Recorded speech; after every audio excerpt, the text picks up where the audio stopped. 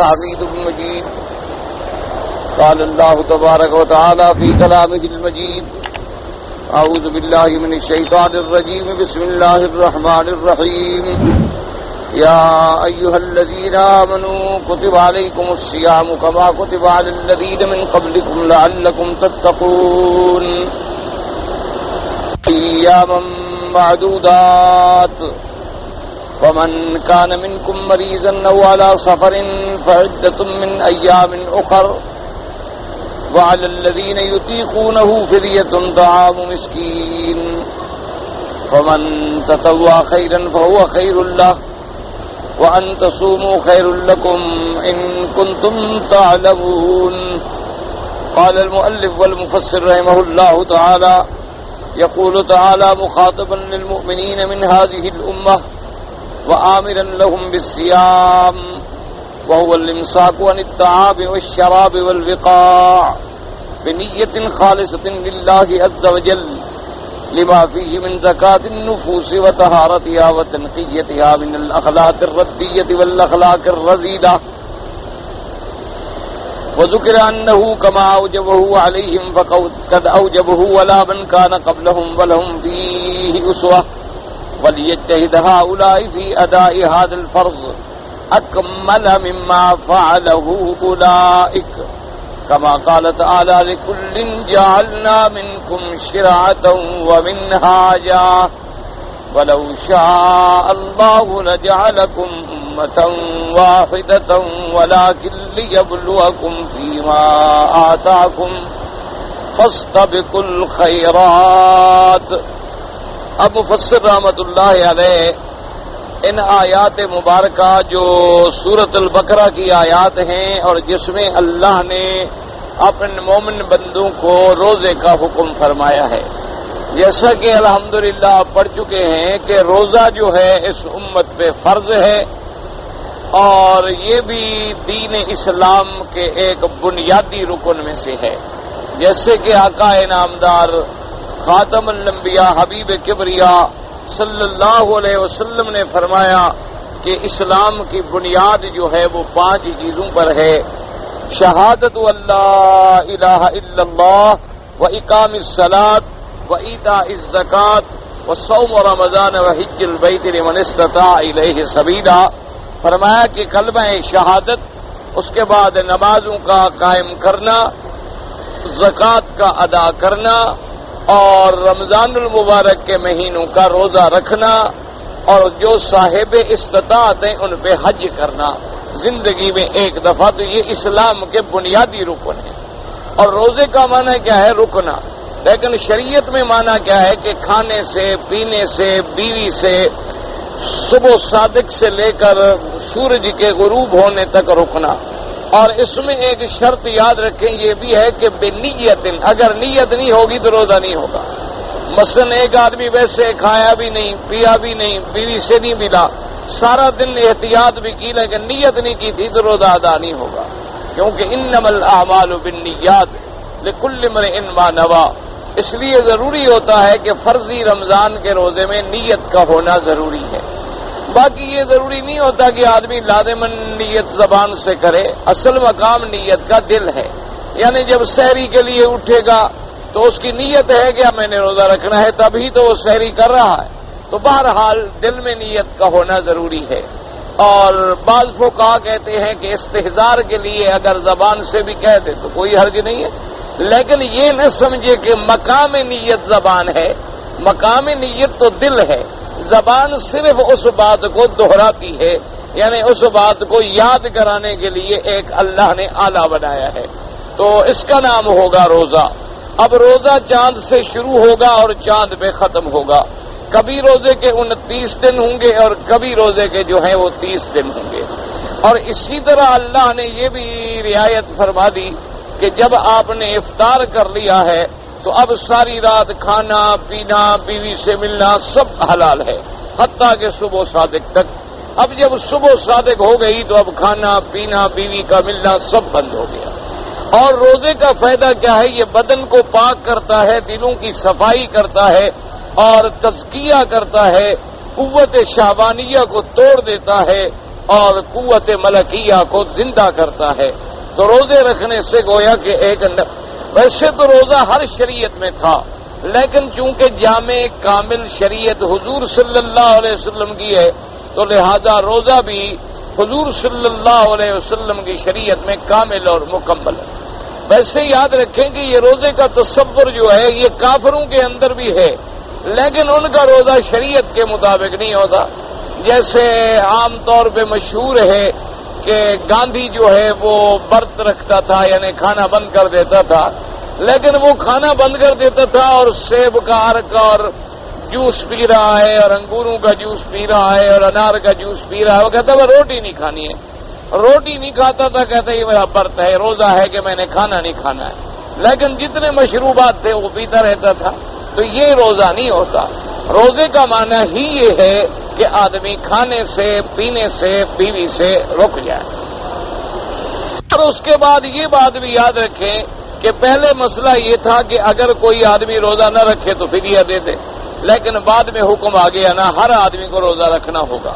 ہاں اگر کوئی مریض ہے تو بعد میں دن پورے کر لے، عورت کا حیض ہے بعد میں دن پورے کر لے، نفاس ہے بعد میں دن پورے کر لے. اور اسی طریقے سے آپ یہ بھی دیکھیں کہ اگر کسی نے شیخ فانی ہے، کیا معنی یعنی ایک اتنا بوڑھا ہے کہ جس کی اب کوئی توقع نہیں ہے کہ وہ روزے قضا کر سکے گا، تو اس کا علاج یہ ہے کہ وہ فدیہ دے سکتا ہے. یا ایسا بیمار ہے کہ جس کو ٹھیک ہونے کی امید نہیں رہی تو وہ بھی فدیہ دے سکتا ہے. اور فدیہ کیا ہے؟ ایک مسکین کا کھانا جو ہے ایک روزے کے بدلے میں دے دے. اور اگر وہ جنس دینا چاہے تو پونے دو سیر گندم جو ہے، نصف سا جو ہے، یہ احناف کے نزدیک ہے. تو یہ موٹے موٹے روزے کے مسائل ہیں جو الحمدللہ آپ نے پہلے بھی درس میں پڑھے ہیں. ابو فاضل مفسر فرماتے ہیں کہ اللہ نے مومنوں کو حکم دیا کہ اب بالصیام کے روزہ رکھیں. بھئی روزہ کیا ہے؟ وَهُوَ الْإِمْسَاكُ عَنِ الطَّعَامِ وَالشَّرَابِ وَالْوِقَاءِ. روزے کا نام یہ ہے کہ کھانے سے، پینے سے اور جماع سے بچے. اور بِنِيَّةٍ خَالِصَةٍ لِلَّهِ عَزَّ وَجَلَّ، اور خالص اللہ کی رضا کے لیے روزہ رکھے. اور روزے کے اندر کیا ہے؟ نفس کی پاکی ہے، نفس کا پاک ہونا ہے، صفا ہونا ہے. اس کے اندر جتنے خلط ردی ہوتے ہیں، برے ہوتے ہیں، اخلاق رذیلہ ہوتے ہیں، ان سے روزہ اس کو ٹھیک کر دیتا ہے. اور اللہ نے یہ بھی فرما دیا کہ جیسے ہم نے روزہ اس امت پہ فرض کیا ہے، اس امت سے پہلے جتنی امتیں گزری ہیں ان پر بھی ہم نے روزہ فرض کیا ہے. اس لیے فرماتے ہیں کہ ہر امت کے لیے ہم نے ایک دین کا راستہ، ایک شریعت کا راستہ بنایا تھا، اور اگر ہم چاہتے تو سب کو ایک کر دیتے، لیکن اللہ تبارک و تعالی آزماتے ہیں اور دیکھتے ہیں کون ہے جو بھلائی میں سبقت کرنے والے لوگ ہیں. اور اس کے بعد فرمایا ولہذا قال تعالی ہا ہنا یا ایھا الذین آمنوا کتب علیکم الصیام کما کتب علی الذین من قبلکم لعلکم تتقون لأن الصوم فیہ تزکیۃ للبدن وتضییق لمسالک الشیطان. روزے رکھنے کے اندر جو ہے اللہ تبارک و تعالیٰ نے ہمارے بدن کے لیے اصلاح رکھی ہے. روزہ رکھنے سے آدمی کا نفس قابو میں آ جاتا ہے اور شیطان کے راستے جو ہیں وہ بند ہو جاتے ہیں. وَلِهَذَا ثَبَتَ فِي الصَّحِيحَيْنِ يَا مَعْشَرَ الشَّبَابِ مَنِ اسْتَطَاعَ مِنكُمُ الْبَاءَةَ فَلْيَتَزَوَّجْ وَمَن لَّمْ يَسْتَطِعْ فَعَلَيْهِ بِالصَّوْمِ فَإِنَّهُ لَهُ وِجَاءٌ. جیسے کہ صحیحین کی حدیث کے اندر ہے، حضور پاک صلی اللہ علیہ وسلم نے فرمایا یا معشر الشباب، اے نوجوانوں، جو تم میں شادی کی طاقت رکھتا ہو وہ شادی کر لے، نکاح کر لے. اور جو غریب ہے، شادی کی طاقت نہیں رکھتا، وہ روزے رکھے. کیونکہ روزہ جو ہے گناہوں سے ڈھال ہے، گناہوں سے روکنے والا ہے. روزے کے اندر جو ہے درس ہے، سبق ہے، پاکی ہے، طہارت ہے. کہ آدمی کے سامنے پانی رکھا ہے لیکن رکا بیٹھا ہے، آدمی کے سامنے اس کی بیوی موجود ہے لیکن رکا بیٹھا، آدمی کے سامنے کھانا موجود ہے، بھوک لگی ہوئی ہے لیکن رکا. یہ اپنے آپ کو روکنا جو ہے یہ پاک کرنے کا ایک ذریعہ ہے کہ اللہ کے حکم پہ رک جاؤ. اور خدا کی قدرت ہے کہ جب روزے ختم ہوں گے حج کے مہینے شروع ہو جائیں گے. یعنی اللہ تبارک و تعالیٰ نے ایک ایسا نظام رکھا ہے کہ بھی پہلے روزے آ گئے، روزے سے آدمی پاک ہو گیا، پاک ہونے کے بعد اب شوال سے حج کے مہینے شروع ہو گئے. شوال، ذی القعدہ، ذی الحج میں حج ادا کر لیا. پھر گناہوں سے پاک صاف ہو گیا، تو اللہ تبارک و تعالیٰ نے اپنے بندوں کی تربیت کے لیے، ہدایت کے لیے، طہارت کے لیے یہ احکام رکھے ہیں۔ لیکن یہ بات بھی یاد رکھا کریں کہ روزے کے دنوں میں یہ ہمارے ہاں جو مسئلہ ہے نا جی، کہ سارا دن تو الحمدللہ روزہ رکھ لیتے ہیں، لیکن شام کو اتنا کھا لیتے ہیں کہ جتنا 4 دن میں بھی کوئی نہ کھائے۔ کیوں کہ بھئی روزہ تھا بھی یہ بھی پکاؤ اور یہ بھی پکاؤ اور یہ بھی پکاؤ اور فلاں بھی پکاؤ، یہ تو پھر تفریح ہو گئی، روزہ تو نہ ہوا کہ بھئی آج سمبوسے ہوں اور چٹخارے دار چیزیں ہوں اور فلانی چیز بنائے اور فلاں۔ اصل جو روزہ ہے، روزے کا تو مقصد یہ ہے کہ آدمی طعام کو گھٹائے اور عبادت کو بڑھائے، اللہ کی یاد کو بڑھائے، کہ دن میں روزہ ہے، رات میں 20 رکعت تراویح ہے، پھر رات کو تہجد پڑھ رہا ہے، قرآن کی منزل پڑھ رہا ہے۔ اور ہمارے روزے تو ماشاءاللہ بڑے مزیدار ہیں، صبح کی نماز پڑھ کے ہم سو جاتے ہیں، ظہر کو اٹھتے ہیں، آدھا دن سونے میں گزر گیا، ظہر کی نماز پڑھ کے گئے، پھر ماشاءاللہ لیٹ گئے، عصر کو اٹھے، عصر کے بعد غسل کیا، کپڑے شپڑے پہنے اور حرم آ گئے، روزہ ختم ہو گیا۔ ہمارا روزہ تو سونے میں گزر جاتا ہے۔ یہ کیا روزہ ہے کہ نہ تلاوت ہے، نہ عبادت ہے، نہ نماز ہے، نہ مشقت ہے، نہ محنت ہے، نہ تکلیف ہے۔ البتہ وہ لوگ کچھ روزے رکھتے ہیں جو حرم میں گزارتے ہیں، کیونکہ چلو بھئی کچھ دھوپ بھی ہے، کچھ تکلیف بھی ہے، کچھ صحیح نیند بھی نہیں آتی، تو اس لیے بڑا احتیاط کیا کریں کہ جب روزہ رکھنا ہے تو روزے کے مقصد حاصل کرو۔ اب دیکھو نا جی، دنیا میں آج کل ڈائٹنگ کا بڑا رواج ہے کہ جی اپنے آپ کو موٹا ہونے سے بچاؤ اور ڈائٹنگ کرو، اور کھانا بند، چربی بند، گھی بند، اچھی غذائیں بند، میٹھا بند، دوڑو بھاگو، لوگ کر رہے ہیں ڈاکٹر کے کہنے پر۔ تو اللہ نے جو ہمارے لیے روزے جیسی نعمت رکھی ہے کہ عبادت کی عبادت ہے، صحت کی صحت ہے، کہ اللہ تبارک و تعالیٰ کی رضا بھی حاصل کرو اور صحت بھی حاصل کرو۔ اور روزے کے لیے افضل یہ ہے کہ آدمی کھجور پر افطار کرے، یعنی سب سے افضل جو ہے، اللہ اگر توفیق دے دے تو روزے کا افطار کرنا جو ہے کھجور کے ساتھ افضل ہے، اور کھجور بھی اگر تازہ ملے تو وہ سب سے افضل ہے، یعنی رطب اگر ملے تو وہ افضل ہے، اور اگر رطب نہ ملے تو پھر خشک کھجور جو ہے، اور اسی طرح سحور بھی کھجور کے ساتھ کرنا جو ہے وہ افضل ہے، یعنی ایک دانہ کھا لیا برکت کے لیے، صحت کے لیے، اور اتباع سنت محمد مصطفیٰ صلی اللہ علیہ وعلی آلہ واصحابہ وسلم تسلیما کثیرا کثیرا۔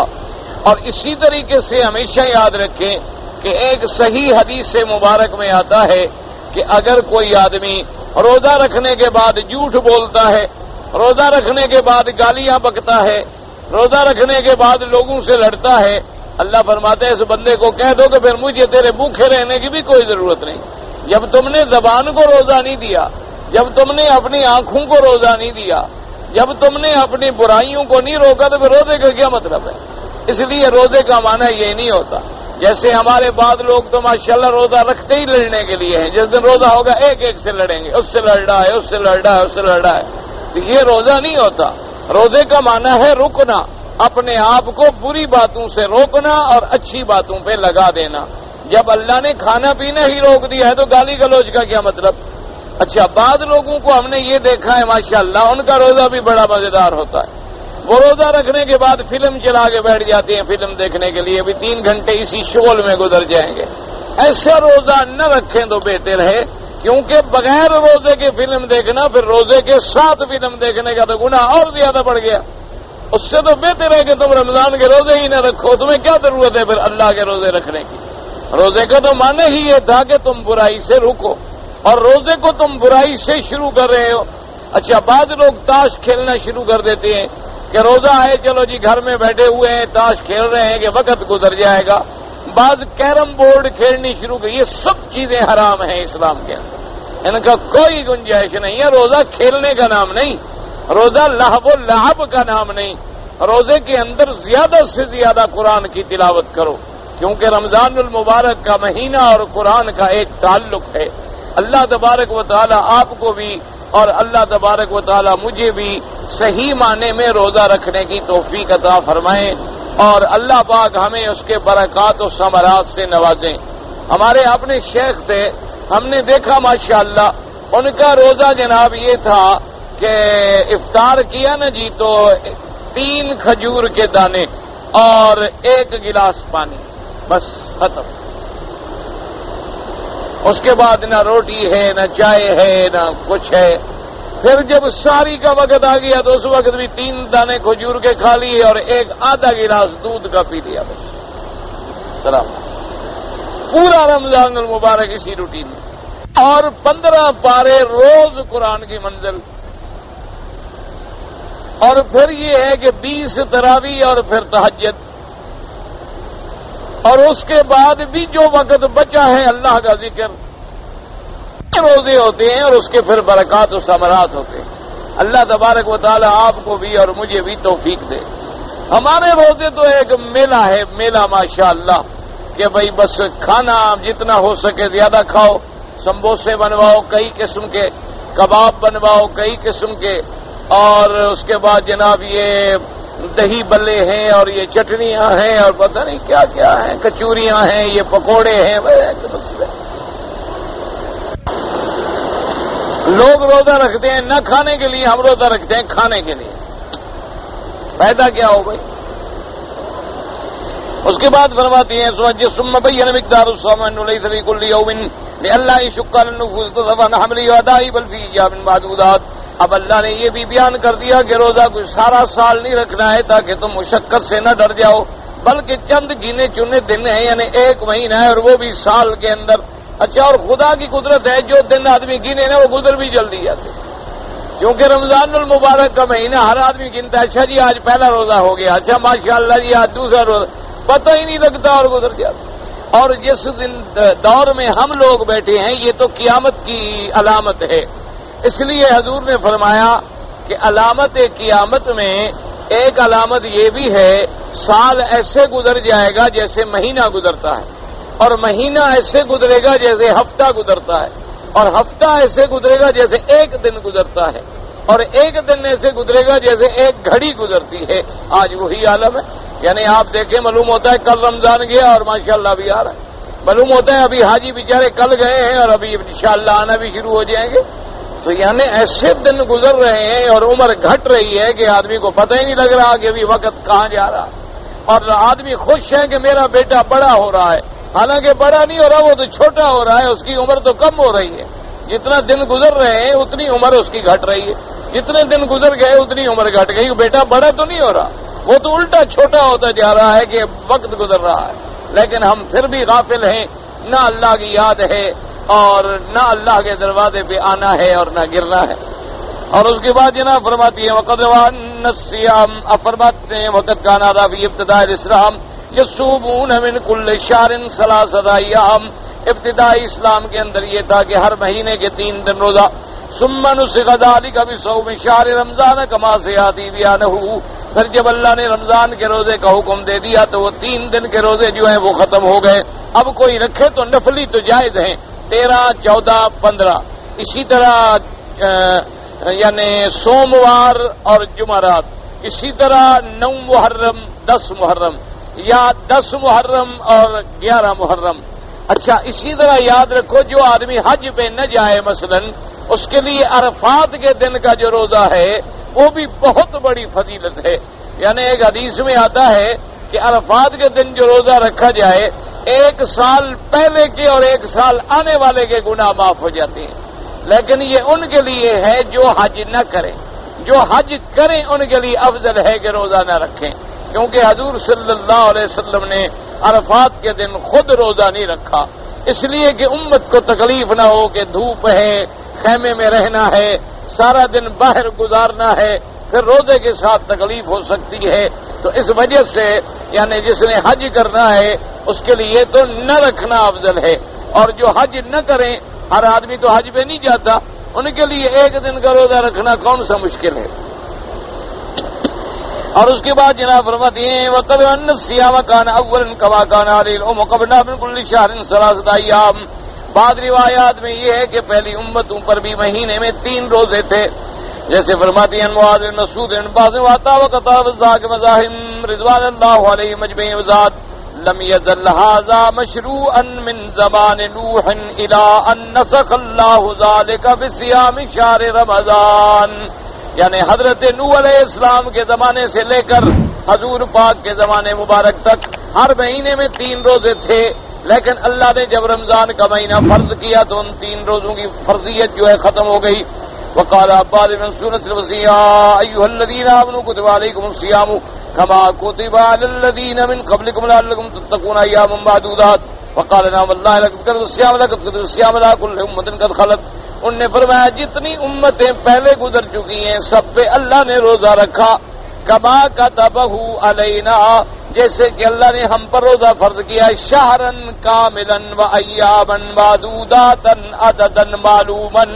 ان نے فرمایا پہلی امتوں پر بھی 1 مہینے کے روزے فرض تھے اور ہم پر بھی 1 مہینے کا روزہ فرض ہے۔ اور بیان سدینا بہو اور ابن ابیات من حدیث ابی عبد الرحمن المقری قال حدثني سعيد بن ابي ايوب قال حدثني عبد الله بن عبد الربيع رجل من اهل المدينه ان عبد الله بن عمر رضي الله تعالى عنهما قال قال رسول الله صيام رمضان كتبه الله على الامم قبلكم۔ اس حدیث مبارک میں یہ روایت بھی ملتی ہے کہ اللہ نے رمضان کے مہینے کے روزے جتنی امتیں پہلے گزری ہیں سب پر فرض کیے تھے، یعنی سب کے لیے مہینہ روزے تھے۔ فی حدیث طویل اختصر منہ ذلک وقال ابو جعفر الرازی عن الربیع بن سلمہ الحص عن ابن عمر رضی اللہ تعالی عنہ قال انزلت کتب علیکم الصیام کما کتب علی الذین من قبلکم کتب علیہم اذا صلی احدہم الاتمۃ ونام حرم علیہ الطعام والشراب والنساء مصریہ۔ یعنی پہلے زمانے میں یہ بھی حکم تھا کہ مثلا ایک آدمی نے روزہ رکھا، مغرب آ گئی، افطار کر لیا، مغرب کی نماز پڑھ لی، عشاء کی نماز پڑھ لی، سو گیا۔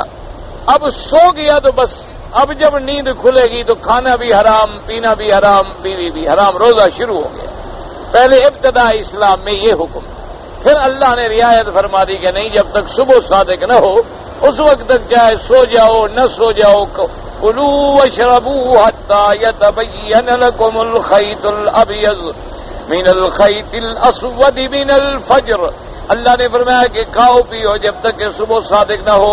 صبح صادق تک ہر چیز جو ہے اللہ نے اپنے بندوں پہ حلال فرما دی، یعنی اللہ نے یہ رعایت کر دی کہ بھئی اب رات ہے، کھا سکتے ہو، پی سکتے ہو، سب کچھ کر سکتے ہو، تمہارے لیے سب کچھ جو ہے وہ حلال ہے، دن میں صرف روزہ ہے۔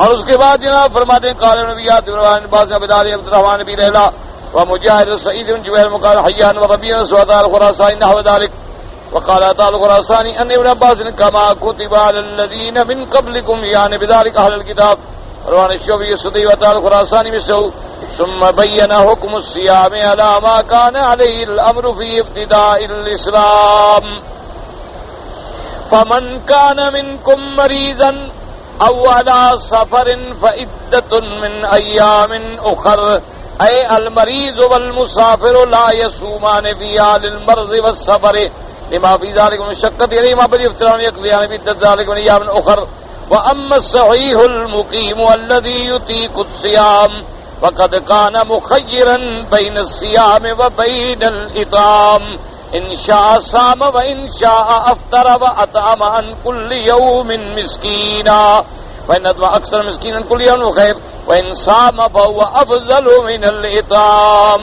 اچھا یہ حکم تھا کہ جو مریض ہے یا مسافر ہے اس کے لیے روزہ نہیں، یعنی وہ روزہ چھوڑ دے اور بعد میں قضا کر لے۔ اچھا اسی طرح پہلے یہ بھی اجازت تھی کہ ایک آدمی جو ہے مقیم بھی ہے، تندرست بھی ہے، روزہ بھی رکھ سکتا ہے، لیکن روزے کے بدلے میں ایک مسکین کو کھانا کھلا دے تو چلو روزہ ادا ہو گیا، اور اگر روزہ رکھے تو افضل ہے، لیکن بعد میں یہ حکم ختم ہو گیا۔ یہ پہلے رعایت تھی، چونکہ روزہ نہیں آیا تھا تو ہر آدمی کا روزہ رکھنا جو ہے عادت ہی نہیں تھی، لہذا اللہ تبارک و تعالی نے رعایت کی۔ جب لوگ الحمدللہ عادی ہو گئے تو اب قانون بن گیا کہ بھئی اگر تندرست ہے تو ہر شکل میں اس کو روزہ رکھنا ہوگا۔ اللہ تبارک و تعالی تو نیتوں کو جانتے ہیں۔ ہمارے ہاں تو اب یہ ہو گیا، بہانے بن جاتے ہیں کہ رمضان آیا تو باہر نکل گئے، چلو جی ہم مسافر ہیں۔ اچھا اسی طرح رمضان آ گیا، اچھا جی مجھے تو تکلیف ہے جی میں روزہ نہیں رکھ سکتا۔ تکلیف کیا ہے؟ سگریٹ پیتا ہے۔ یہ تو سب بہانے ہیں، اللہ تبارک و تعالی معاف کرے۔ بلکہ اگر آپ دیکھیں نا جی تو روزہ ایک ایسی چیز ہے کہ جس آدمی نے سگریٹ چھوڑنی اور روزہ بہترین ذریعہ ہے، یہ سارا دن روزے سے گزر جاتا ہے، الحمدللہ 2-4 دن صبر کر لے تو بری عادت ختم ہو جاتی ہے خود بخود۔ ہوتی تو 2-3 دن کی تکلیف ہے نا، 2-3 دن کی تکلیف کا مرحلہ گزر جائے بس آدمی ٹھیک ہو جاتا ہے اللہ کی رحمت سے۔ اس کے بعد جناب فرماتی ہیں کہ روزہ رکھنا جو ہے وہ بہتر ہے۔ قال ابن مسعود نے بعد مجھے بتاؤ اس کو قال یعنی وغیرہ من الصرف زیادہ قال تعالی وعلى الذين يطيقونه فدية طعام مسكين فمن تطوع خيرا فهو خير له وان تصوموا خير لكم ان كنتم تعلمون۔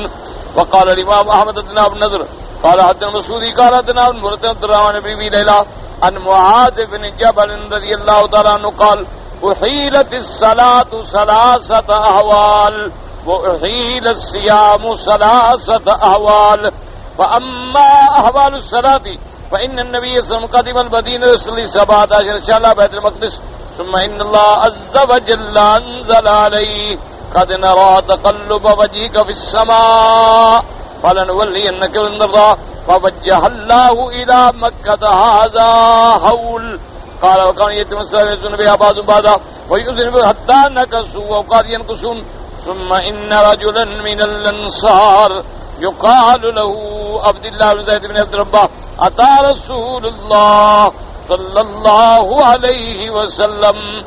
اب اس حدیث میں آتا ہے کہ حضرت معاذ بن جبل رضی اللہ تعالیٰ عنہ فرماتے ہیں کہ نماز پہ بھی 3 حالات گزرے اور روزے پر بھی 3 حالات گزرے، یعنی تبدیلیاں آئیں۔ نماز بھی پہلے جیسے کہ بیت المقدس کی طرف پڑھی جاتی تھی، حضور پاک صلی اللہ علیہ وسلم جب مدینہ منورہ تشریف لے آئے آپ 17 مہینے تک بیت المقدس نماز پڑھتے رہے۔ اللہ نے حکم دیا کہ فَبَلِّغْ وَجْهَكَ شَطْرَ الْمَسْجِدِ الْحَرَامِ، اب حضور پاک نے اس طرف نماز پڑھنی شروع کر دی۔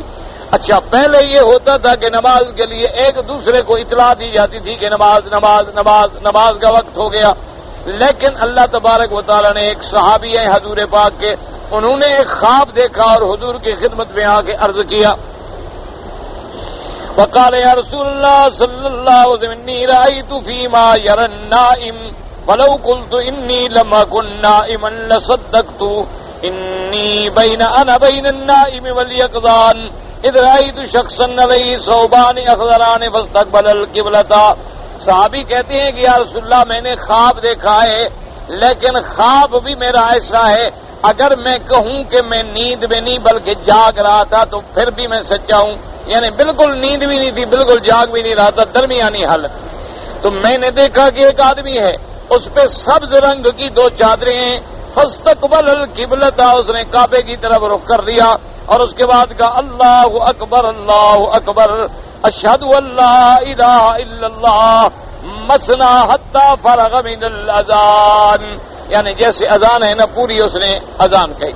ثم مال ساعتا، پھر اس نے کچھ دیر کی، ثم قال مثل الذی قال غیر انہ یزید فی ذلک قد قامت الصلاۃ، تو اس نے کہا حضور پہلے تو اس نے اذان کہی، پھر کچھ دیر گزرنے کے بعد اس نے تکبیر کہی، وہ بھی اذان کی طرح تھی لیکن اس میں یہ 2 لفظ زیادہ تھے، قد قامت الصلاۃ قد قامت الصلاۃ۔ قال رسول اللہ علمها بلالا فليؤذن بها، حضور نے فرمایا اپنے صحابی سے کہ بلال کو سکھلا دو اسی سے اب اذان دیا کرے، اب کہنے کی ضرورت نہیں، اب یہی اذان ہے، بس اللہ نے ہمیں یہ دکھلایا ہے۔ وَكَانَ بِلَالٌ أَوَّلُ مَنْ أَذَّنَ بِهَا، سب سے پہلا مؤذن بلال ہے حضور پاک کا جس نے اذان شروع کی۔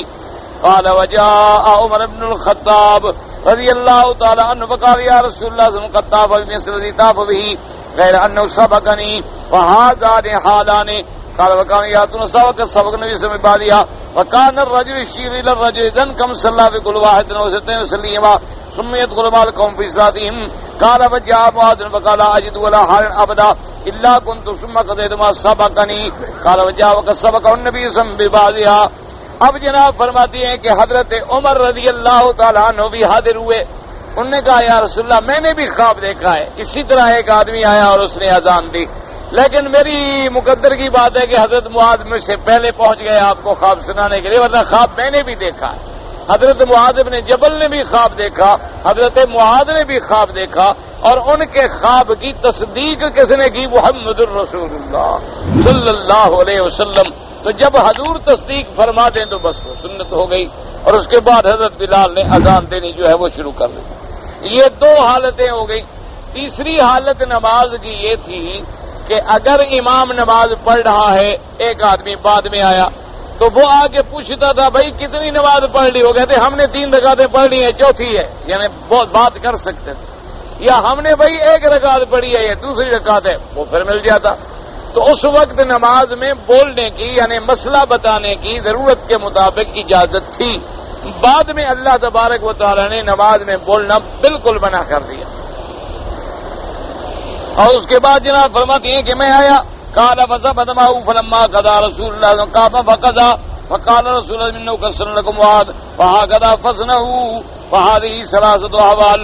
حضرت معاذ کہتے ہیں کہ میں آیا، میں نے کہا کہ دیکھو لا الا كنت ثم قضيت ما سبقني، میں دیکھوں کہ کیا ہے، پھر جو رہ جائے گا میں پورا کر لوں گا. میں نے نبی علیہ السلام کے ساتھ نماز پڑھی، جو بچ گئی میں نے اٹھ کے پوری کر لی. میں نے پوچھا نہیں، بات نہیں کی، کچھ نہیں کیا. تو حضور نے فرمایا بھی جیسے معاذ نے پڑھا ہے اسی طرح کیا کرو. تو یہ بھی ایک حالت تھی. روزے پر بھی 3 حالات گزرے ہیں.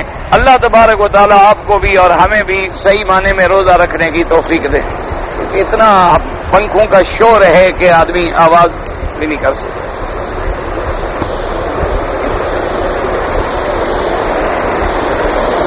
کہتے جی کہ ہمارا ایک رشتہ دار ہے، اس کے ذمے تقریباً 1.5 لاکھ کا قرضہ ہے، لیکن اس کے پاس مکان ہے جس کی مالیت جو ہے تقریباً 2 لاکھ ہوگی. تو کیا ہم اس کو زکوٰۃ دے سکتے ہیں؟ دے سکتے ہیں. ابھی اس کے پر قرضہ ہے، مکان تو رہنے کے لیے ہے. اب یہ ضروری تو نہیں ہے کہ مکان ہو تو زکوٰۃ نہ لے. جب قرضہ دینا ہے تو جو آدمی مقروض ہو اس کو آپ زکوٰۃ دے سکتے ہیں. ہاں اب یہ اس کی ذمہ داری ہے کہ وہ اپنے قرضے کو اتارنے کے لیے کوشش کرے، اور کوئی حل نہ ہو تو پھر مکان بیچ کے قرضہ دے، کیونکہ قرضہ جو ہے وہ تو قیامت میں معاف نہیں ہوتا. سنت غیر موقدہ 4 رکعت اگر ہم پڑھ رہے ہیں تو 2 رکعتوں پر جو ہے آپ پورا تشہد نہیں پڑھیں گے، اشہد ان محمد عبدہ ورسولہ پہ کھڑا ہو جائے گا اور آخر میں جا کے پورا کرے گا. اگر 2 رکعتیں پڑھنے کے بعد آپ اٹھے ہیں، تیسری رکعت کو پھر سبحانک اللہم سے شروع کریں تو بھی جائز ہے، کوئی منع نہیں. حج اکبر جو ہے اس کی کوئی خاص اہمیت نہیں ہے. حج اکبر وہ ہوتا ہے جو اللہ منظور فرما لے، اور جو منظور نہ ہو تو وہ کوئی حج نہیں، نہ اصغر ہے نہ اکبر ہے. باقی جو لوگوں نے بنایا کہ جمعہ کا دن ہو تو حج اکبر ہے اور جمعرات کا دن ہو تو چھوٹا حج ہے، یہ مسئلے نہیں ہیں، یہ لوگوں نے خود گڑے ہیں. البتہ جمعہ کا دن حج نصیب ہو جائے تو شکر کرو کہ ایک جمعہ کی عید مل گئی، ایک حج کی عید مل گئی، تو 2 عیدیں اللہ نے ایک دن میں اکٹھی کر دی. اور پھر جمعہ بھی سید الایام ہے اور عرفات بھی سید الایام ہے. اور پھر میرے مدنی سرکار نے جب حج کیا تو جمعہ کا دن تھا، تو اس لیے فضیلت میں کوئی شبہ نہیں. لیکن یہ عقیدہ رکھنا کہ جمعہ کے دن حج اکبر ہوتا ہے اور باقی حج نہیں ہوتا یا چھوٹا ہوتا ہے، یہ عقیدہ غلط ہے. حضور صلی اللہ علیہ وسلم کے لیے عمرہ، آپ عمرہ اپنے لیے کریں اور اس کے بعد پھر دعا کیا کریں حضور کی رفع درجات کے لیے کہ اللہ ان کو مقام وسیلہ عطا فرما. وبس مقام محمودہ الذی وعدتہ انک لا تخلف المیعاد. کہتے جی میری مغرب کی نماز قضا ہو گئی مجبوری میں، تو میں نے انتظار کی کہ دوسرے دن مغرب سے پہلے میں قضا کر لوں گا، لیکن میں دوسرے دن بھی بھول گیا. تو بہرحال اب قضا کر لو، ختم. مقصد تو قضا ہے. اگر ترتیب قائم کر لیتے تو بہت اچھی بات تھی، لیکن نہ ہو سکے تو نماز قضا کرنا تو ضروری ہے. کہتا ہے جی کہ ہمارے ملک میں بعض جماعتیں ایسی ہیں جو لسانی ہیں اور بعض زمانے اور یعنی قومی ہیں، جھگڑے ہیں، مختلف ان کے نعرے ہیں، اور پھر وہ قربانی اور زکوٰۃ جو ہے وہ بھی وصول کرتے ہیں، اور عید الفطر کے موقع پر قربانی کی کھالیں بھی جمع کرتے ہیں.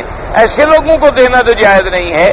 یہ تو ان جگہوں پر دیا جائے جو صحیح معنی میں غریبوں پہ خرچ کریں. جو لوگ پارٹی بازیاں کریں، زبانوں پہ جھگڑے کریں، قتل کریں، لڑائیاں کریں، فساد کریں، ایسے لوگوں کی مدد کرنا جو ہے وہ تو ان کے جرم میں شریک ہونے کے برابر ہے۔ اور پھر جتنا زکوٰۃ، صدقات یا ایسی چیزیں ہیں وہ ان لوگوں کو دیں جو یقیناً غریبوں کو خرچ کریں۔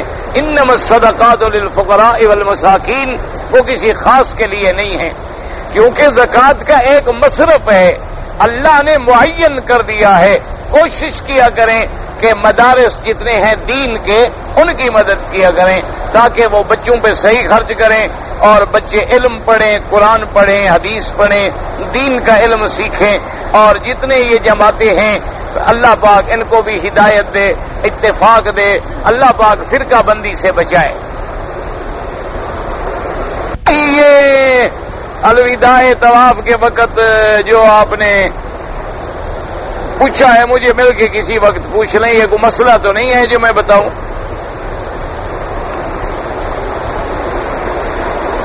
یہ آپ نے جو پوچھا ہے کہ بھئی قیامت والے دن جو بیوی جس شوہر کے نکاح میں مرے گی اس خاوند کو ملے گی۔ اچھا، ایک خاوند مثلا مر گیا، اس کی بیوی نے دوسری شادی کر لی، تو اب خاوند کو کیا ملے گا؟ جنت کی حوریں ملیں گی، وہ کم ہے؟ یہ کوئی مسئلہ ہے کہ اس کو کیا ملے گا؟ اس کو اللہ پاک جنت میں وَلَهُمْ فِيهَا أَزْوَاجٌ مُطَهَّرَةٌ، اللہ نے فرمایا میں نے ان کے لیے پاک بیویاں رکھی ہوئی ہیں۔ حضرت اسماعیل علیہ السلام کو جب ابراہیم علیہ السلام نے بچپن میں چھوڑا تھا تو ان کی عمر کیا تھی؟ بھی دودھ پیتے ہوئے بچے تھے، عمر کیا تھی؟ دودھ پینے والے تھے، رضاعت کی عمر تھی جب آپ چھوڑ کے گئے تھے۔ ابراہیم علیہ السلام شام میں رہنے والے تھے۔ جی بعض آدمی جو ہیں ختم جلالی پڑھتے ہیں، یعنی لفظ اللہ کو آٹے کے اندر رکھ کر گولی بناتے ہیں پھر نہر میں ڈالتے ہیں، یہ کوئی شریعت کا حکم نہیں ہے، یہ سارے بدعات ہیں، ان کا قرآن اور حدیث سے کوئی تعلق نہیں۔ اگر قرآن حدیث میں دیکھو، ہمارا ایمان ہے، ایک بات یاد رکھو کہ یہ شریعت دین اسلام کامل مکمل ہے۔ اللہ نے قرآن میں فرما دیا الیوم اکملت لکم دینکم واتممت علیکم نعمتی، کہ میرے مدنی آج میں نے دین مکمل کر دیا، میں نے نعمتیں پوری کر دی، مہر لگ گئی۔ تو اگر یہ دین تھا تو حضور نے کیوں نہ بتایا؟ حضرت بلال کو گولیاں بنا کے دیتے، جاؤ دریا میں ڈالو۔ تو یہ ساری چیزیں جو ہیں لوگوں نے بدعات بنائی ہوئی ہیں، اللہ پاک ان کو ہدایت دے اور اللہ ہمیں ہدایت دے۔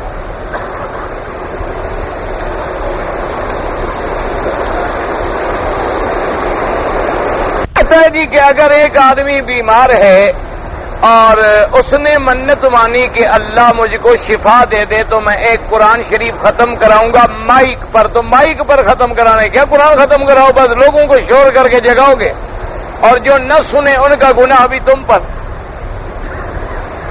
اللہ کے بندے قرآن ہے، پڑھو، ختم کراؤ، ٹھیک ہے بس۔ یہ جو ہمارے ہاں رواج ہے کہ لاؤڈ سپیکر لگا دو اور ساری رات قرآن پڑھا جا رہا ہے، اور ایک رات میں شبینہ ہے، اور یہ شبینہ 5000 والا ہے، یہ 10,000 والا ہے، یہ 20,000 والا ہے، یہ 500 والا ہے، یہ 1500 والا ہے، یہ تو حرام ہے، ناجائز ہے، گناہ ہے۔ اگر میں قرآن پڑھوں اور میں یہ دعا کروں کہ یا اللہ اس پڑھنے کا ثواب میرے والدین کو دے، بالکل اللہ دیں گے، ضرور دیں گے۔ کہتے جی بالوں کے اندر جو لوگ مانگ نکالتے ہیں سنت ہے، حضور پاک ہمیشہ سیدھی مانگ نکالتے تھے، اور یہ ٹیڑھی نکالنا جو ہے یہ انگریز کی سنت ہے۔ اب تمہاری مرضی، جس کی سنت پہ عمل کرو، حضور کی سنت پہ عمل کرو یا پھر انگریز کی سنت پہ عمل کرو، جو تمہیں اچھا لگے، جس سے دوستی ہو، تعلق ہو، کیونکہ جس کے ساتھ آدمی کی محبت ہوتی ہے آدمی اسی کی بات مانتا ہے۔ تو اب یہ دیکھنا پڑے گا کہ تمہارا جس سے تعلق بنے، محبت بنے، تم جانو، تمہارا کام جانے، ویسے سنت ہے۔ کہتے ہیں جی کہ اگر میں نے عورت کا مہر دینا تھا اور عورت مر گئی اور میں نے مہر نہیں دیا، سب سے پہلے تو توبہ کرو، پھر اس کے مہر کی رقم جو ہے جو اس کے شریعت میں وارث ہیں ان کو ادا کرو۔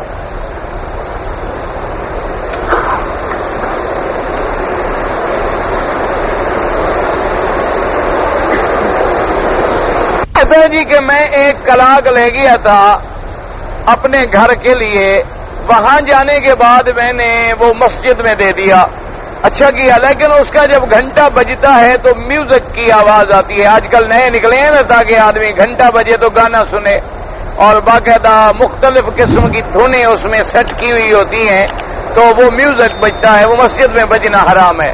جنہوں نے اعتراض کیا ہے ٹھیک کیا ہے، آپ ایسا کریں کہ اس کے میوزک والا سلسلہ جو ہے وہ اندر سے کھول کے بند کر دیں، باقی گھڑی چلتی رہے گی۔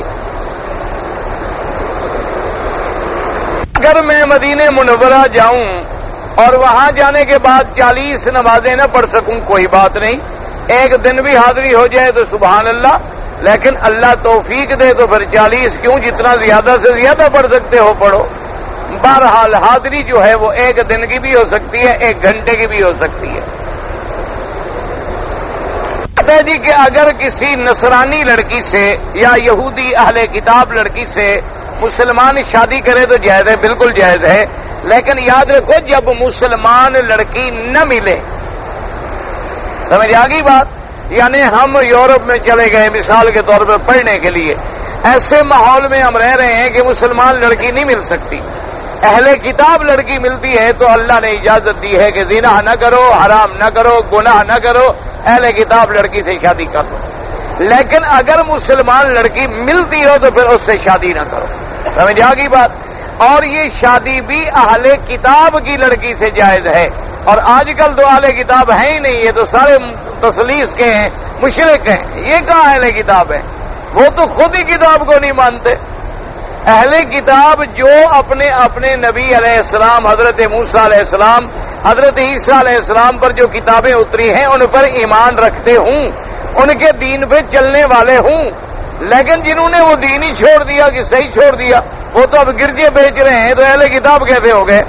تو اس لیے بہرحال اہل کتاب کی لڑکی سے نکاح جائز ہے، لیکن جب مسلمان لڑکی نہ ملے، کیونکہ تجربہ یہ ہے، اللہ معاف کرے، کہ جن لوگوں نے اہل کتاب لڑکیوں سے شادی کی ہے ان کے لڑکے جو ہیں اولاد یہودی نصرانی بن گئی، وہ ماں کے دین پہ چلی گئی۔ باپ تو ہوتا ہی ایسا ہے نا، جو آدمی جا کے وہاں انگریز لڑکی سے شادی کرے گا، دین تو آپ کو پتہ ہے کتنا ہے اس کے پاس، وہ تو گھر میں رہتا نہیں، اور عورت جو ہے وہ اپنے بچوں کو اپنے دین پہ لے جاتی ہے۔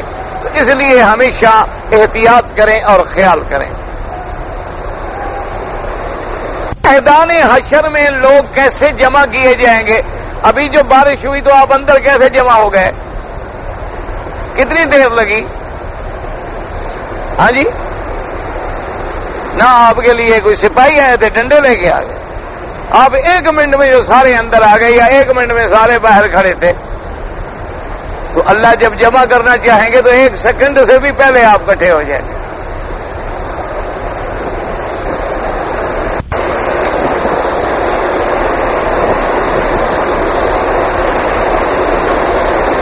کہتا ہے جی کہ اگر ایک آدمی اپنی بیوی سے ملاقات کرے اور جب انزال کا وقت آئے تو باہر انزال کر دے تاکہ اولاد نہ ہو، اگر کچھ وقفہ کرنا چاہے، یعنی مقصد ہے 6 مہینے سال، تاکہ بھئی پہلا بچہ بڑا ہو جائے یا عورت کمزور ہے تو ٹھیک ہو جائے، تو وقفہ جائز ہے، لیکن یہ انزال جو ہے اس کو روک کے باہر کرنا جو ہے یہ بھی بیوی کی اجازت سے ہوگا، اگر بیوی اجازت دے تو کر سکتے ہو ورنہ نہیں۔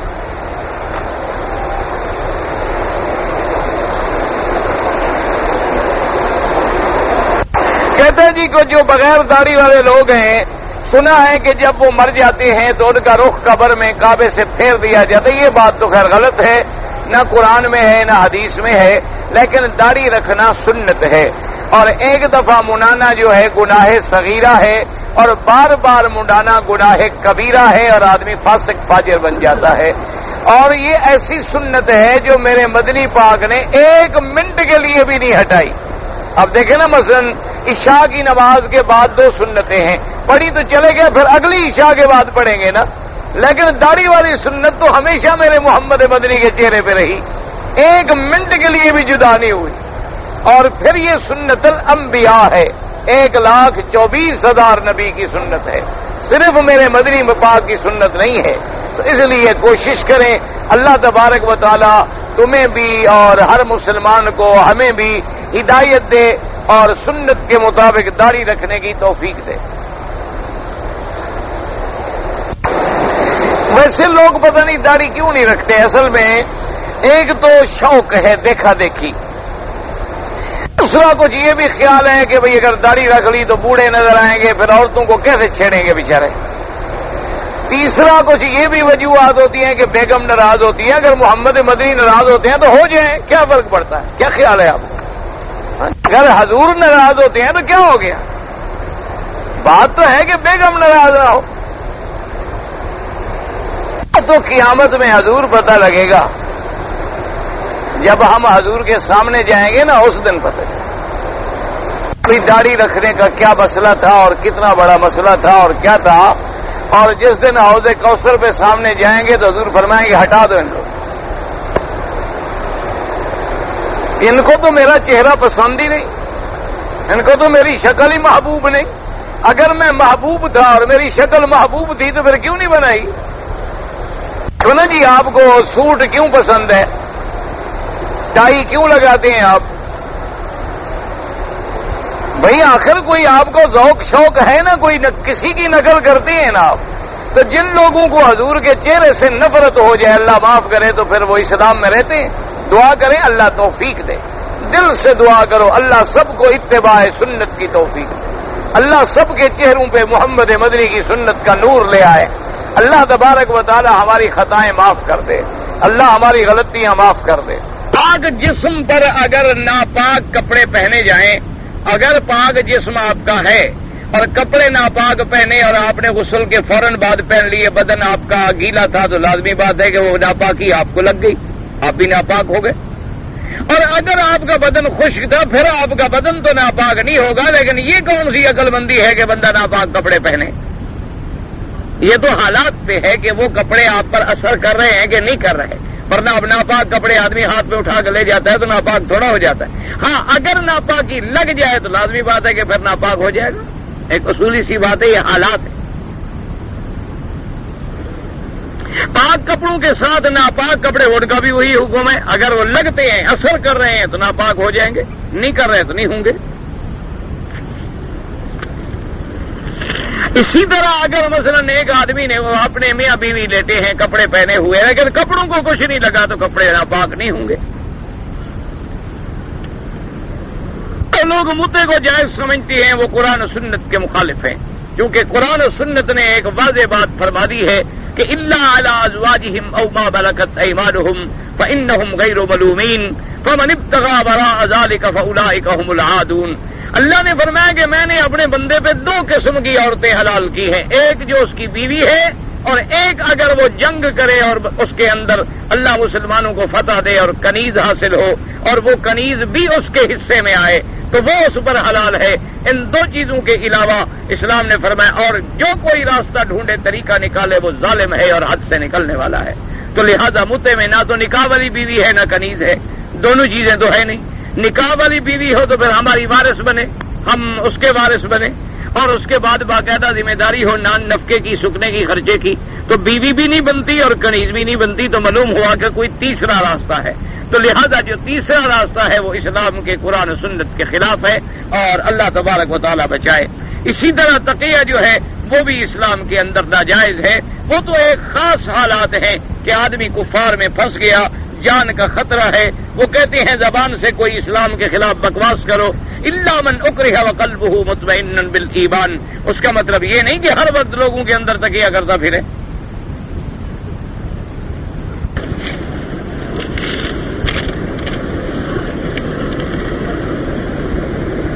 جو آدمی بی بی عائشہ صدیقہ کے بارے میں نعوذ باللہ یہ لکھیں کہ وہ بندریہ ہے یا ایسی ہے، ان کے کفر میں کوئی شبہ نہیں، کیونکہ یہ بالاتفاق مسئلہ ہے، اس میں جھگڑا نہیں.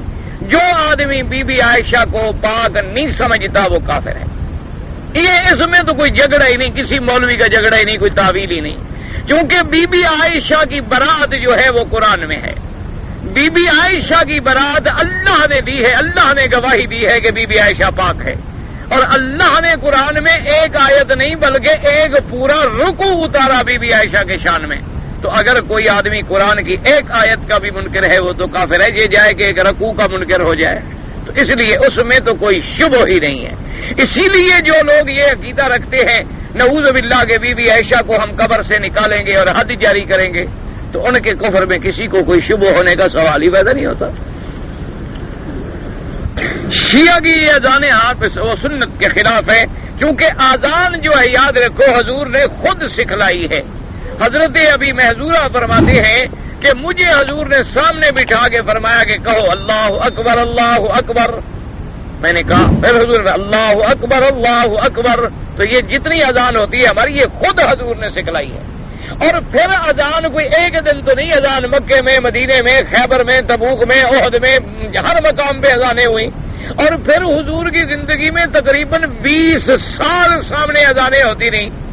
تو اس لیے یہ کوئی ایسا مسئلہ تو نہیں کہ چھپا ہوا ہو۔ تو اس میں بھی جن لوگوں نے اپنی طرف سے ٹکڑے لگائے ہیں وہ قرآن و سنت کے مخالف ہیں اور حضور کے طریقے کے مخالف ہیں۔ باقی یہ جو عید وغیرہ انہوں نے بنایا ہوا ہے غدیر کا اور فلانے کا، یہ سب جھوٹی باتیں ہیں۔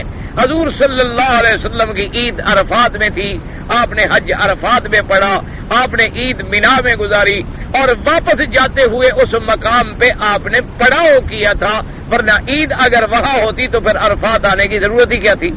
پھر حضور صلی اللہ علیہ وسلم کو مینا آنے کی کیا ضرورت تھی؟ حضور صلی اللہ علیہ وسلم کو عید الاضحیٰ کا خطبہ پڑھنے کی کیا ضرورت تھی؟ حضور صلی اللہ علیہ وسلم کو خطبہ حجۃ الوداع جو آج پورے عالم میں، یعنی حضور نے جو حجۃ الوداع پہ خطبہ دیا ہے وہ پورے عالم انسانیت کے لیے ایک دستور ہے۔ اور لطف کی بات یہ ہے کہ دنیا کے تمام دوائر جو ہیں، چاہے کافروں کے بھی ہیں، انہوں نے بھی حضور کے خطبہ حجۃ الوداع کو سامنے رکھ کے اپنے اصول بنائے ہیں، لیکن افسوس یہ ہے کہ ہم مسلمان عمل نہیں کرتے۔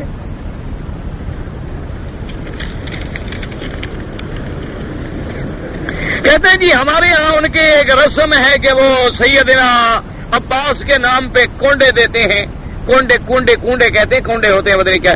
تو بھئی یہ اسی طرح ہے جس طرح تم عرس کرتے ہو، 11ویں دیتے ہو، نہ تم یہ کرتے نہ وہ کرتے۔ تم نے بھی تو حدود کو توڑا، انہوں نے بھی حدود کو توڑا، نہ وہ حلال ہے نہ یہ حلال ہے، دونوں بدعات ہیں اور دونوں شریعت کے خلاف ہیں۔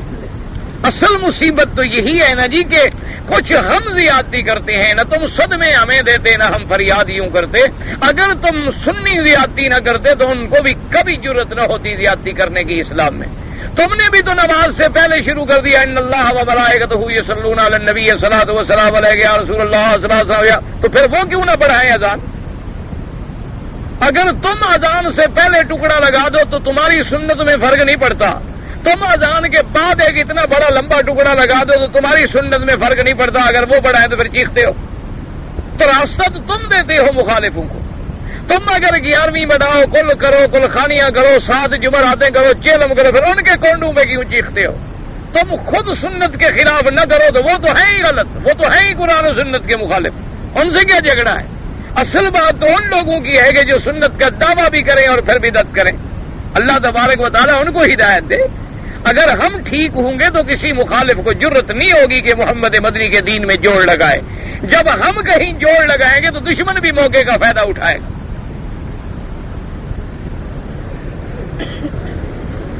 ایک مولوی صاحب نے کہا کہ حضور نے کبھی ناف پہ ہاتھ رکھ کے نماز نہیں پڑھی تو نہ پڑھا کرے، کوئی بات نہیں، ہم تو نہیں چڑھتے، ان کو پتہ نہیں۔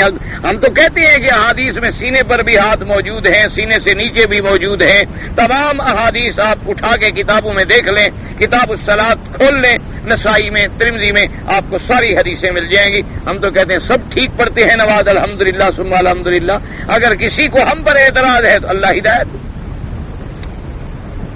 سے فوت ہو گئے، اللہ سب کی مغفرت فرمائے۔ دعا کرو جتنے لوگ مسلمان ہمارے بھائی فوت ہو گئے، اللہ ان کی قبروں کو باغ جنت بنائے، اور جو بیمار ہیں دعا کریں دل سے، اللہ ان کی بیماریاں دور فرما دے، اور جو ہم زندہ ہیں اللہ ہدایت پہ رکھے اور خاتمہ ایمان پہ فرمائے۔ ایک آدمی کینیڈا میں ہے، بچہ ہے گردے کی بیماری میں، اللہ اس کو بھی شفا کاملہ عطا فرمائے۔ جو بیمار جہاں ہے، جس ملک میں ہے مسلمان، اللہ اس کی شفا کاملہ صحت عاجلہ دائمہ نصیب فرمائے اور اپنی قدرت سے ان کو شفا بخشے، اور ہماری ظاہری، باطنی، روحانی، جسمانی سب بیماریاں دور فرما دے۔ میں ملازمت کے سلسلے میں جب بھی پاکستان سے سعودیہ آیا تو میں نے جدے سے احرام باندھا، تو بہرحال ایک بکری بطور دم دے دیا کریں آرام سے۔ احرام اپنے ملک سے باندھو، ایئرپورٹ سے باندھو، جہاز سے باندھو، جب میقات تم گزر گئے پھر احرام باندھتے ہو، تاکہ تمہارے سوٹ بوٹ میں فرق نہ آئے، جب لینے والے دیکھیں تو صاحب ماشاءاللہ 3 پیس سوٹ میں اتر رہے ہیں. اور اللہ کے بندے احرام کی شکل اللہ کو زیادہ پیاری ہے، اس میں زیادہ عزت ہے. قرآن پاک پڑھ کے والدین کو بخشے انشاءاللہ ثواب ہوگا، اللہ ثواب ضرور دیں گے. بالکل، اگر ثواب نہ ہوتا تو ہم میت کے لیے دعائیں کیوں کرتے ہیں؟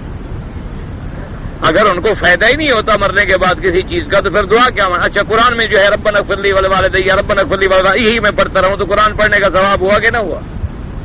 یہ قرآن ہے یا نہیں ہے؟ رب ارحمہما کما ربیانی صغیرا رب ارحمہما کما ربیانی صغیرا رب ارحمہما میں یہی 5000 دفعہ پڑھتا رہوں تو یہ دعا جو ہو رہی ہے قرآن نہیں ہے؟ ثواب اللہ دیتے ہیں، فکر نہ کرو، ثواب اللہ ضائع نہیں کرتے.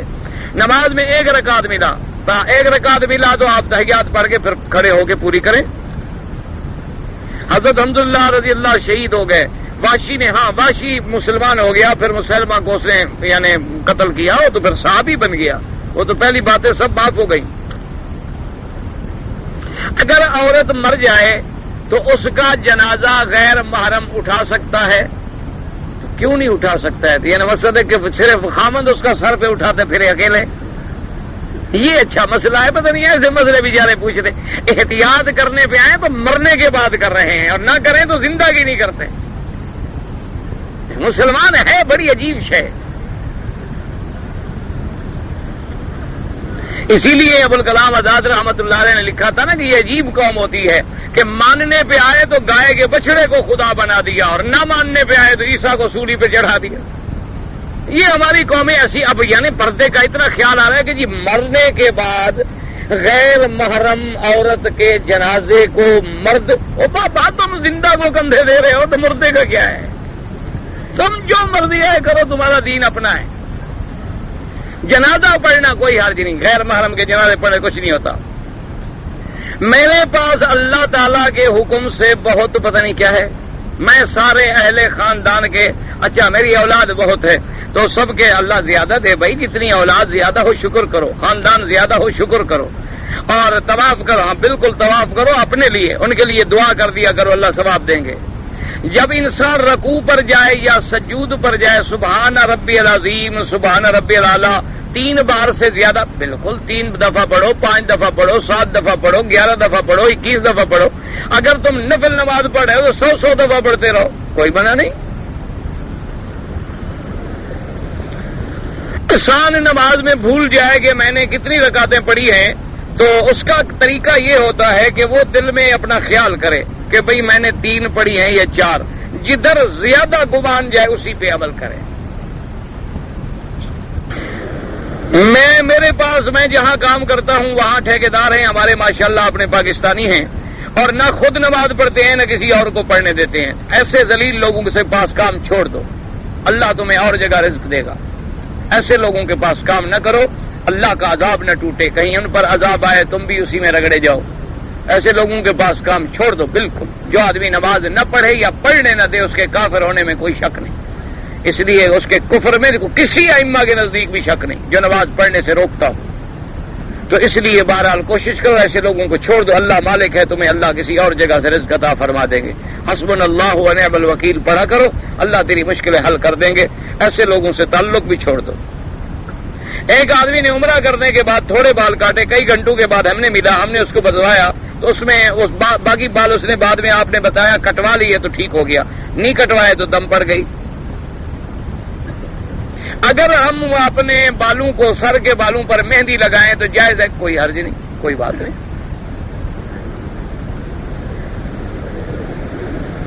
منی نہیں مزی اگر خارج ہو جائے، بس مزی اور منی میں فرق ہے. مزی تو عام ہوتی ہے نا جی کہ پیشاب سے پہلے چند قطرے گر گئے یا پیشاب کے بعد چند قطرے گر گئے، شہوت یا ایسا مثلا. منی وہ ہوتی ہے کہ جس کے بعد انسان کا علیہ تناسل ٹوٹ جاتا ہے، یعنی اس کی قوت ختم ہو جاتی ہے اور وہ ٹپک کے نکلتی ہے، وہ منی کہلاتی ہے. تو باقی چیزیں جو ہیں ان کے لیے وضو کافی ہے، غسل کی کوئی ضرورت نہیں. کپڑے شپڑے کو لگ گئی کچھ نہیں، اللہ معاف کر دے، اس کو کوئی حرج نہیں. ہم 2 بھائی ہیں، ہمارے والد بڑے بھائی کو جائیداد میں حصہ دینا چاہتے ہیں. آپ کے والد اگر ایک بیٹے کو دیں گے اور دوسرے کو نہیں دیں گے تو پھر یہ اللہ کے قرآن اور حدیث کے خلاف ہے، وہ ظلم کریں گے اور قیامت میں پکڑے جائیں گے. ان کو چاہیے کہ جائیداد اولاد کو برابر دیں. قرآن شریف کا سجدہ جو ہے وہ کھڑا ہو کر کرنا چاہیے، نہیں جیسے بیٹھے اسی طرح سجدے، کوئی کھڑے ہونے کی ضرورت نہیں۔ اکثر دیکھا گیا ہے کہ لوگ شلوار یا پجامے کو تھوڑا پتہ نیچے کر کے پیشاب کر لیتے ہیں اور صرف اپنے اس عضو کو دھو ڈالتے ہیں، اور کیا کریں تھے، ٹھیک کرتے ہیں، اور کیا کریں، ٹھیک ہے، کوئی حرج نہیں۔